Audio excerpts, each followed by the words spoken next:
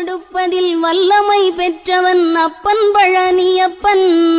தினம் அச்சம் தவிர்ப்பவன் ஆறுதல் சொல்பவன் அப்பன் பழனியப்பன். கள்ளங்கவடம் இல்லாதவர் தம்மிடம் காவலில் நின்றிருப்பான். அங்கு கால்நடையாய் வரும் மானிட ஜாதியை கண்டு கழித்திருப்பான். துள்ளி வரும்படி வெளுக்கு மேலொரு ஜோதி பிளம்பும் உண்டோ, அந்த சுப்பையன் போல் ஒரு அற்புத தெய்வத்தை சொல்ல மொழியும் உண்டோ. வெள்ளி முகம் 12 கண்டவின் வேறொரு சொர்க்கம் உண்டோ.